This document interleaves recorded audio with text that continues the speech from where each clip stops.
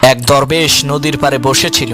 একজন লোক এসে সেই দরবেশকে বলল, হুজুর, আমি যদি জীবনে সফল হতে চাই তাহলে আমার কি করতে হবে? দরবেশ লোকটিকে নদীর পানিতে ডুব দিতে বললেন। লোকটি পানিতে ডুব দেওয়ার সাথে সাথে দরবেশ তার মাথা পানির নিচে চেপে ধরলেন, যাতে সে তার মাথা পানির উপরে উঠাতে না পারে। পানির নিচে সেই লোকটির নিঃশ্বাস আটকে গেল। সে পানির নিচ থেকে উঠার জন্য ছটফট করতে থাকলো। কিছুক্ষণ পর দরবেশ তাকে ছেড়ে দিলেন, আর সে পানির উপরে উঠে দীর্ঘ শ্বাস ফেলে হাঁপাতে থাকলো। দরবেশ তাকে জিজ্ঞেস করলেন, তুমি যখন পানির নিচে ছিলে তখন তুমি কি করতে চেয়েছিলে? সে বলল, আমি পানির উপরে উঠতে চেয়েছিলাম।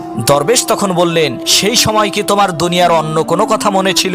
সেই লোকটি বলল, না, দুনিয়ার কোনো কিছুর কথাই আমার মনে ছিল না। আমার শুধুমাত্র একটাই উদ্দেশ্য ছিল যে আমি কিভাবে পানির নিচ থেকে উপরে উঠে আমার প্রাণ রক্ষা করব। দরবেশ বললেন, এইভাবে একটা লক্ষ্য আর উদ্দেশ্য নিয়ে কাজ করো, তাহলেই তুমি সফল হতে পারবে। এক দরবেশ